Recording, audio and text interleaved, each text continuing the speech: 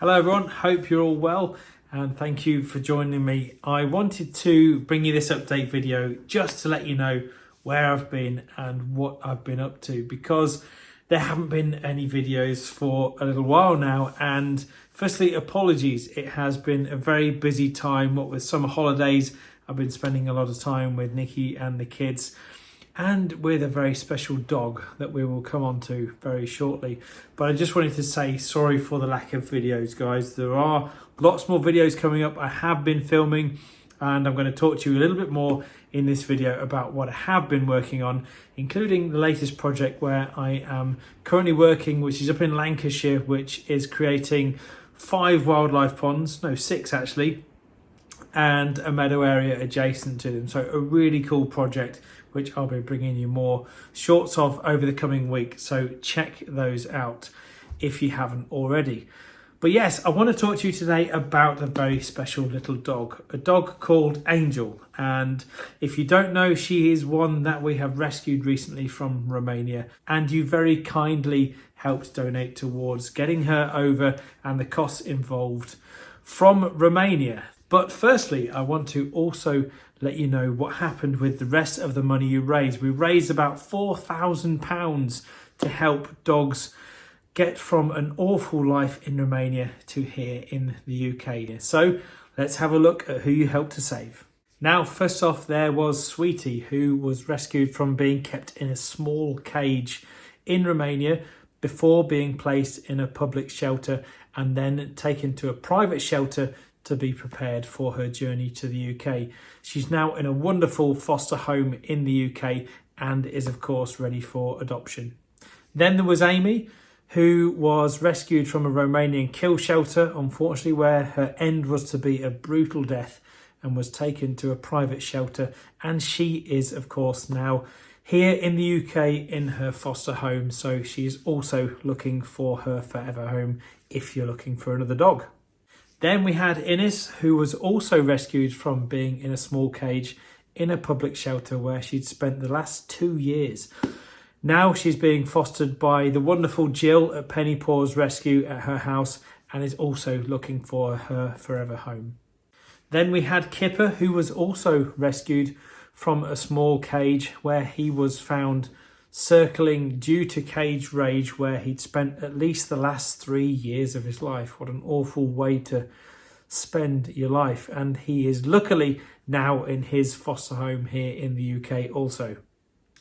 Next we had Alfie, who was literally hours away from a brutal death in a kill shelter, who is also thankfully now in a safe UK foster home waiting for his forever home.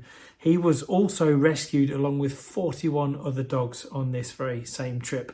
And then we had the very sweet Robert, who was rescued from another kill shelter in Romania and is also now in a foster home in the UK and is looking for his forever home too. On top of that, there were also 4 other dogs who were rescued who don't currently have names and are in foster care and are also looking for their forever home. So please, if you're going to adopt a dog, don't get a puppy. Get one of these wonderful, loving dogs that really do need to be in their forever home. So a huge thanks to Jill for organising all of the above. Your money went to save 11 dogs' lives, including Angel's, which is just wonderful. And it just goes to show how much impact you can have from just giving a few pounds. So thank you so much to all of you that donated. It was money well spent, I can assure you, and saved these dogs literally from brutal deaths in many situations. And if you are looking to adopt a dog on a serious note, please do check out Jill's charity, Penny Paws. They are registered as a charity in the UK. I'll put a link in the description below. I promise you it'll be the best thing you ever do. But of those 11 dogs, there was obviously one little dog that absolutely stole my heart, and that was Angel. And she was delivered to us on the 1st of August. And what a sorry state she was in when she arrived. She was absolutely terrified. She wouldn't maintain eye contact. She was barely eating. She was refusing to step outside. But we worked with her very slowly over the coming weeks to ensure that she felt safe. She felt like she had somewhere she could call her own and where she wasn't going to be abused, and hopefully start living her best life. So we started carrying her gently into the garden and helping her discover where her safe spaces were. And bit by bit, she started to trust us. She was coming closer, she was relaxing, and even lying beside us. I myself spent many, many hours lying alongside her underneath the table in the pantry, just to get her used to being touched by humans again and to know that they're not all bad.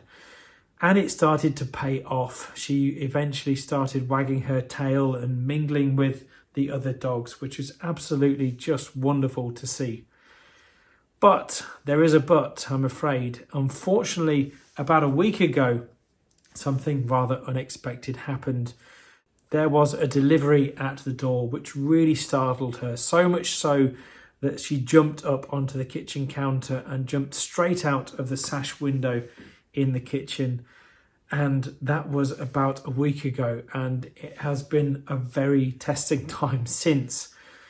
Luckily, we have seen her and she has been living in the village. We did wonder whether we would see her again, but she hasn't disappeared. We've seen her on our Ring cameras. The neighbours have spotted her, and I have seen her when I've been out walking the other dogs looking for her.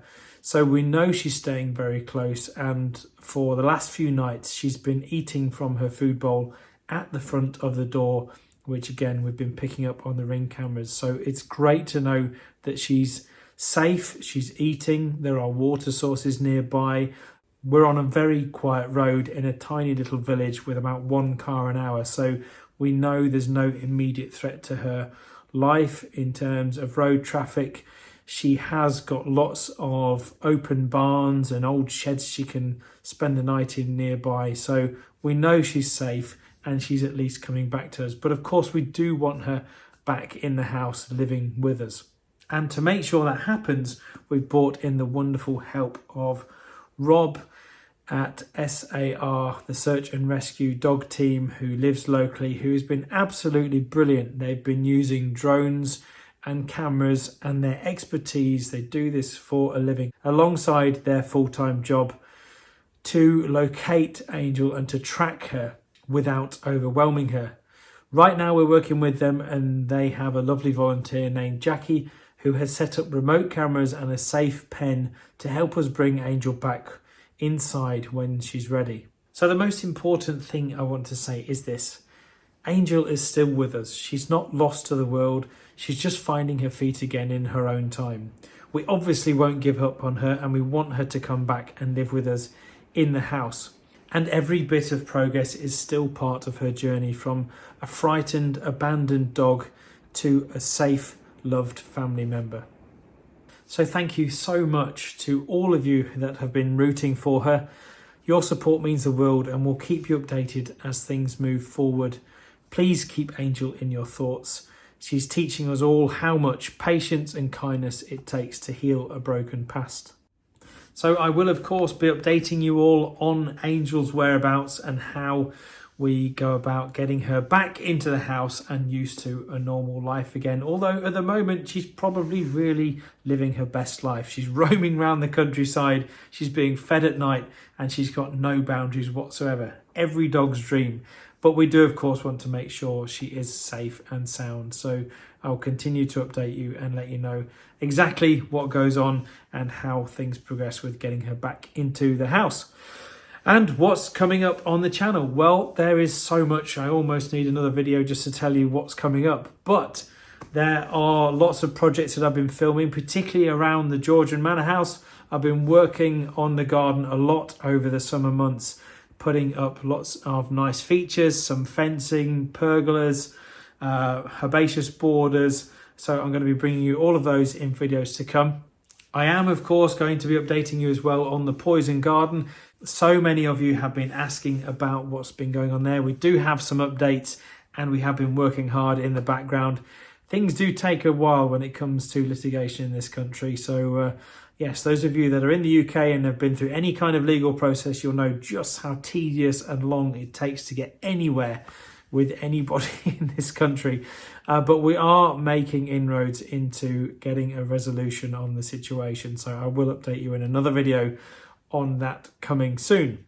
And also check out the online shop. We've been really busy uploading loads of new products, and just in the last few days we've released our new selection of autumn bulbs. So do check out the Wild Your Garden online shop and go and get some autumn bulbs that you can plant this autumn and winter that will really add some brilliant interest and of course vital habitats for our wildlife through the winter and the spring months.